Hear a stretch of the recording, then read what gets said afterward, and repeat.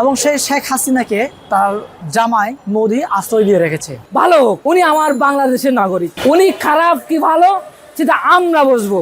আপনারা আমাদের দেশকে নিয়ে ষড়যন্ত্র করবেন না। যদি আপনি ফিরে না আসেন, যদি মোদির পা চাপতে থাকেন, তাহলে আওয়ামী লীগ নামক শব্দ বাংলাদেশের মাটিতে থাকবে না। আপনারা সকলে জানেন যে আমরা এই 2024 বিপ্লবের মাধ্যমে আমরা ফ্যাসিস্ট হাসিনাকে তাড়িয়েছি এবং সেই শেখ হাসিনাকে তার জামাই মোদি আশ্রয় দিয়ে রেখেছে। এখন তার দেবররা বলা বলি করার চেষ্টা করছে এটা যে দালাই লামাকে আশ্রয় দিয়েছি, হ্যাঁ, এরকম কত বড় বড় নেতাকে আশ্রয় দিয়েছি, চীনের চোখ রাঙানিকে আমরা কোনো ভয় করি নাই। আমাদের বাংলাদেশ ছোট একটা দেশ, এটা কোন দেশ? দেশেই মনে করতেছে না এরকম মানে এরা খুব খারাপভাবে আমাদের বাংলাদেশকে অবমূল্যায়ন করছে। শেখ হাসিনা খারাপ হোক ভালো হোক, উনি আমার বাংলাদেশের নাগরিক। উনি খারাপ কি ভালো সেটা আমরা বুঝবো। আপনার বোঝার কি? আমার পরিবারে আমার সমস্ত বাংলাদেশটাকে আমি আমার পরিবার মনে করি। আমার পরিবারের লোক আপনারা আমার পরিবারে ফিরিয়ে দিন। আপনারা আমাদের দেশকে নিয়ে ষড়যন্ত্র করবেন না। ডক্টর ইউনূস সাহেব যদি মনে করে যে ভারতে থেকে আনার যদি তার ক্যাপাসিটি থাকে, এনে বিচার করলে বাংলাদেশের জনগণ খুশি হবে, আমরাও খুশি হব। 24-এ যে গণহত্যা হয়েছে এরকম নজিরবিহীন, এরকম দেখা যায় না, কিন্তু এর একটা বিচার হওয়া উচিত। বিচার মনে করো যদি ভারত সরকার চায়, আমাদের বাংলাদেশের সরকার যদি ডক্টর ইউনূস সাহেব যদি কোনো ইচ্ছা করে যে কোনো বাংলাদেশে যে কোনো রাষ্ট্রে থাকে মনে করো সরকারকে মনে নিয়ে আইতে পারবো, যদি আমাদের ডক্টর ইউনূস ইচ্ছা করে। আমি মনে করি যে শেখ হাসিনার আদৌ সময় আছে, সে যদি স্বেচ্ছায় চলে আসে বাংলাদেশে, তার রাজনীতি কেরিয়ার বাংলাদেশে আজও আছে।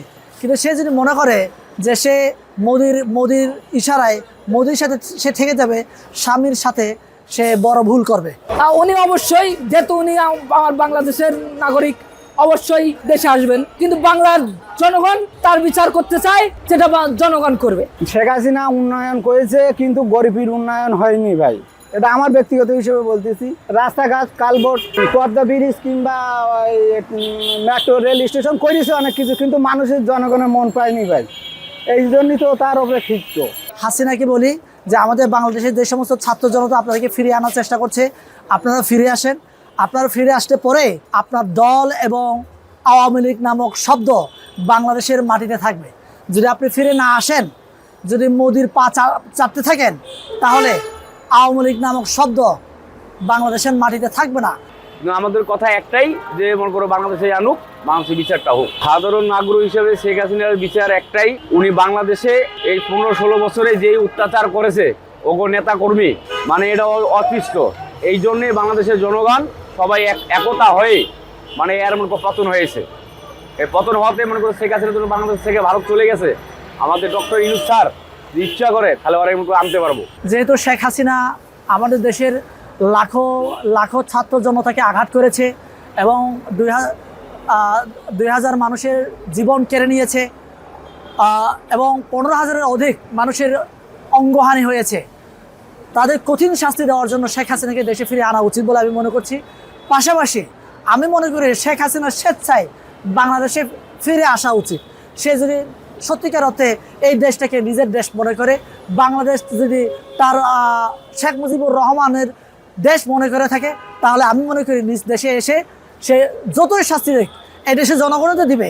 তার লাশ এদেশের মাটিতে যদি দাফনের সে ইচ্ছা পোষণ করে থাকে, তাহলে আমার মনে করি দেশে আসা উচিত।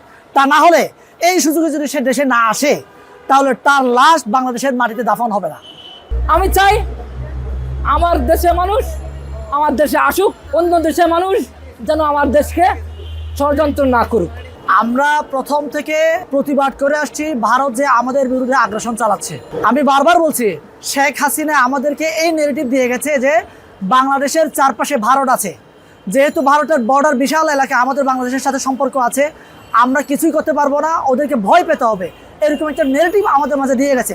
আমি সাহস দিতে চাই, আমাদের ভয়ের কারণ নাই ভাই। তারপরও এমন জোর করে ক্ষমতায় থাকার চেষ্টা করেছে বারবার, কিংবা এই যে গেল 15 বছরে ভোটেই হয়নি, ভোট তো মানুষের একটা অধিকার, ভোটও তো দিতে পারেনি, ইচ্ছা করে জোরবদ্ধভাবে সে তো ক্ষমতায় থাকার জন্য মানুষের জীবন চায় না, মানুষ মরুকে যাক, কিন্তু আমার ক্ষমতা লাগবে, এইটাই করি তো দেশ আজকে পতন, এত অপতন হয়ে গেছে। মানুষের জনগণ ঘৃণা পাত্র হয়ে গেছে, এত কিছু করে মন পেল না, কারণ সে তো চায় না যে আমার জনগণের ভোট লাগে না, তা আমি এলো জনগণে ভালো থাকে এইটা সে চায় না, সে এত কিছু করে তো মনেই পেল না। ভাই উন্নয়ন করছে, উন্নয়ন ঠিক আছে, উন্নয়ন করছে আওয়ামী লীগের মনে করো নেতা কর্মীর পকেটে হয়ে গেছে গা। এটা আমার মতো সাধারণ গরিবের মনে করো পায় নাই। কোনো রিক্সাওয়ালা যদি একটা চাউল পাইতো, রেশন পাট পাইতো, কোনো কিছু পাইতো, হেরাই হেরাই ভাই নিয়ে মারামারি, তা আমরা পাবো কোথা থেকে ভাই? উন্নয়ন কোনটা হয়েছে? উন্নয়ন হয়েছে রাস্তাঘাটের। আমগো তো গরিবের তো কোনো উন্নয়ন করে নাই।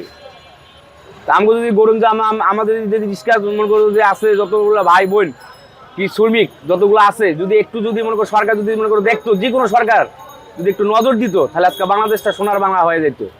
যে বাংলাদেশেই আমাদের হচ্ছে হানাহানি, কাটাকাটি, মারামারি, এই আসুক এই আসুক এই আসুক, এটা কোনো কথা না। কথা হইল একটাই, ওর বাংলাদেশে ফেরত আনতে মনে করো যদি চায় সরকারে, তাহলে আনতে পারবো।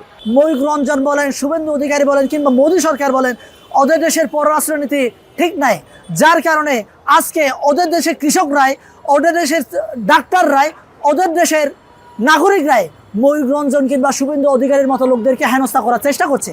আপনারা সকলে বাংলাদেশের মিডিয়ার মাধ্যমে দেখেছেন যে ময়ূক রঞ্জনের বাড়ির সামনে গিয়ে আপনার এই যে পেঁয়াজ আলু নিয়ে সব রাস্তায় ঢেলে ওরা বিক্ষোভ করছে। পেঁয়াজ পচে যাচ্ছে, আলু পচে যাচ্ছে, আমরা কিনছি না। আমাদের বাংলাদেশে প্রচুর পরিমাণে হিউজ একটা মার্কেট আছে।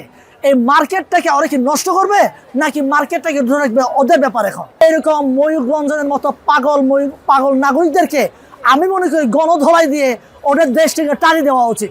কারণ ওই 2-4 জন ময়ূক রঞ্জনের মতো, শুভেন্দু অধিকারের মতো লোকদের জন্য ভারতের ইমেজ আন্তর্জাতিক বিশ্বে ক্ষুণ্ণ হচ্ছে। ওরা মনে করেছে বাংলাদেশ একটা ভারতের অঙ্গরাজ্য, যেমন কলকাতা, যেমন পশ্চিমবঙ্গ, যেমন নাগাল্যান্ড, আসাম, মণিপুর, এরকম অঙ্গরাজ্য মনে করেছে ভারত। তাই আমি মনে করি বাংলাদেশকে প্রথমে সবার আগে ভারতকে বাংলাদেশ যে একটা স্বাধীন রাষ্ট্র এটা স্বীকৃতি দিতে হবে। এই যে আমাদের 16ই ডিসেম্বর 2024-এর 16 ডিসেম্বরে যখন আমরা বিজয় উদযাপন করছি, ঠিক ওই মুহূর্তে মোদি কি বলছে, এটা নাকি ওদের দয়াই পেয়েছি আমরা।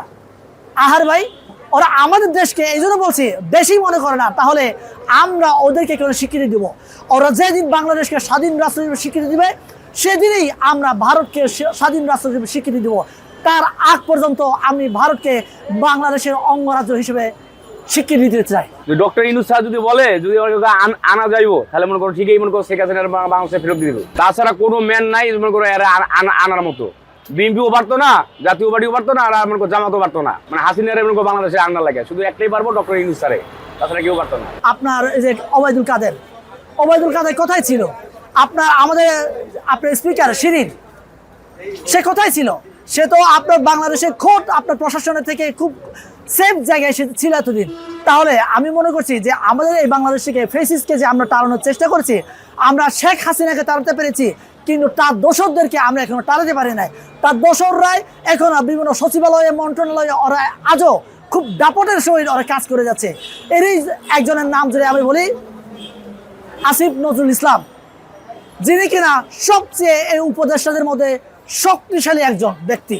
সে এবং কিছু সমন্বয়ক আছে, এই সমন্বয়করাই আপনার আওয়ামী দোসরদেরকে পুনর্বাসনের জন্য কাজ করে যাচ্ছে। আমি এই জন্য তীব্র নিন্দা জানাই।